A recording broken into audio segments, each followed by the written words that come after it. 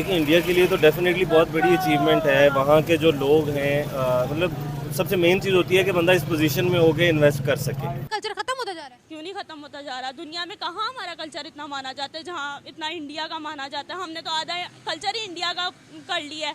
होली मना रहे हैं, दिवाली मना रहे हैं, तो हम लोग अपने ये तो त्योहार है ना। जो सिटीजनशिप अमेंडमेंट एक्ट है दैट इज बैक, और इसको नोटिफाई कर दिया गया है।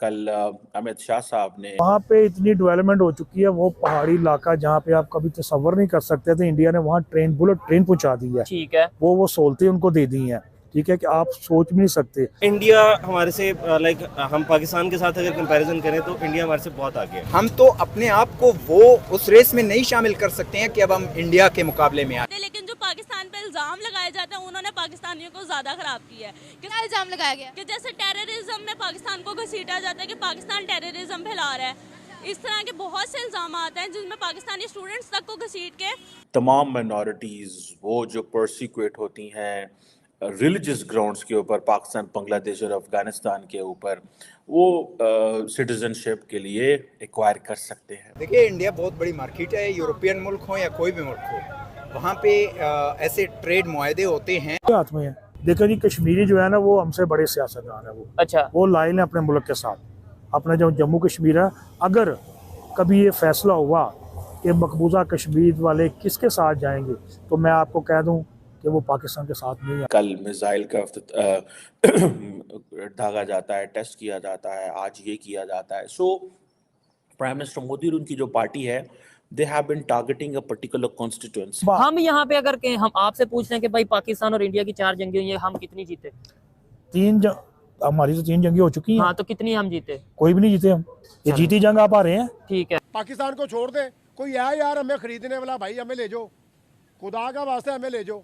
ना रोटी है, ना कपड़ा है, ना मकान है, ना सुई गैस है, ना पानी है, ना बिल दे दे के जो है ना हम लॉस में चले गए यार। लेकिन अगर आप सिर्फ जियो पॉलिटिक्स की बात करते हैं तो मैं इसको बहुत बड़ा अचीवमेंट समझता हूँ इंडिया के लिए। जो इंडिया जैसे जैसे अपने आप को वो जो तरक्की के मनाजिल तय कर रहा है, पाकिस्तान तो अभी उस दौड़ में शामिल ही नहीं हुआ।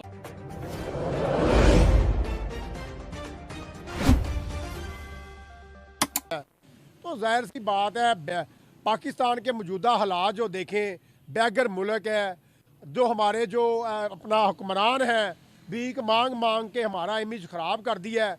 तो 5 की जगह 500 बंदे भी फांसी लगा देंगे ना, तो हम क्या कर सकेंगे भाई उनका।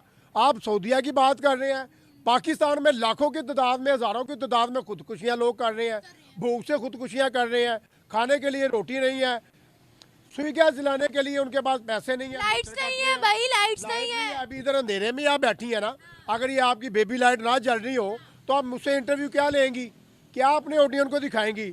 ओ भाई बड़े बुरे हालात हैं।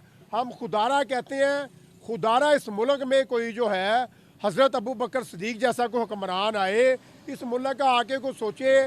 पाकिस्तान जो है ना, ये एक पाकिस्तान में अल्हम्दुलिल्लाह चार जो है ना वो है आबो हवा है, ठीक है, ये एक सोने की चिड़िया है। लेकिन जो है अल्लाह माफ़ करे, कहना नहीं चाहिए कि हमारा पाकिस्तान, हमारे पाकिस्तानी जो है ना बड़े भोले बादशाह हैं, पाकिस्तानी भोले बादशाह हैं, इनको पता नहीं चल रहा। हमें एक कसाई जो है वो चारा खिलाने के लिए लेके बादशाह जो है ना बाहर जाके क्राइम्स करते हैं। और भाई स्कैम के चक्कर में तो हम बादशाह ना, स्कैम के झूठ में फ्रॉड के तो हम बादशाह। वैसे बात कर रहे हैं लॉलीपॉप के हवाले से, हमारी आवाम जो है हुक्मरानों के चक्कर में आके लॉलीपॉप खाती है, इन्हें नहीं पता। हमें एक जो है कसाई वो हमें चारे के लिए लेके जा रहा है या हमें ज़िबा करने के लिए लेके जा रहा है। हम तो भेड़ बकरी हैं। मुझे ये पता है पाकिस्तानियों में ही क्राइम्स की तादाद क्यों बढ़ती जा रही है? इवन इस्लामिक ममालिक हमें बर्दाश्त नहीं कर रहे। इस्लामी ममालिक हमें बर्दाश्त नहीं कर रहे। पाकिस्तान में जो है वो शरह क्यों बढ़ती जा रही है, चोरियों की, स्कैम करने की। मुझे आप ये बताएं, आप पाकिस्तान में रहती हैं, आप किसी झोंपड़ी वाले के पास जाएं, सबसे ज़्यादा जुर्म वो कर रहा होगा। जो सिटीजनशिप अमेंडमेंट एक्ट है दैट इज बैक, और इसको नोटिफाई कर दिया गया है। कल अमित शाह साहब ने अभी इसके ऊपर ट्वीट की, और ये जो एक्ट है वो कहते हैं कि तमाम माइनॉरिटीज़ वो जो परसिक्यूट होती हैं रिलीजियस ग्राउंड्स के ऊपर पाकिस्तान, बांग्लादेश और अफ़गानिस्तान के ऊपर वो सिटीज़नशिप के लिए एक्वायर कर सकते हैं। सो ये बेसिकली भारत की सरकार ये कह रही है कि Hindus, Sikhs, Buddhist, Jain, Parsis, Christians living in Pakistan, Bangladesh and Afghanistan, ये जो है वो भारत में आके अगर इनके साथ वहाँ पे जुल्म हो रहा है, इनके साथ ज़्यादती हो रही है, तो वो इंडिया में आके तो पनाह ले सकते हैं, सिटीजनशिप अप्लाई कर सकते हैं। सो ये एक basically a pathway to Indian citizenship है फॉर इलीगल माइग्रेंट्स जो कि आ सकते हैं, यहाँ मौजूद हैं भारत के अंदर। और जैसे मैंने कहा कि ये इसका जो ताल्लुक़ है वो मुसलमानों पे नहीं है, हिंदुओं पे है, सिखों पे है, Jain, Parsi, Christian, Buddhist communities पे है।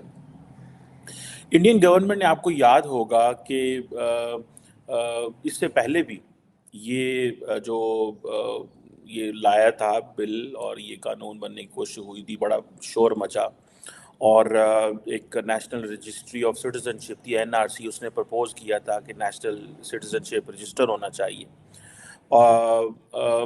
ये जो चीज़ है इसके ऊपर प्रोटेस्ट शुरू हो गए और जब ये CAA और NRC के ऊपर प्रोटेस्ट शुरू हुए तो टेंशन्स बढ़ना शुरू हो गई। इवन दिल्ली के अंदर राइट्स ज़्यादा लोग इंटरेस्टेड हैं कि वहाँ पर इन्वेस्टमेंट करें।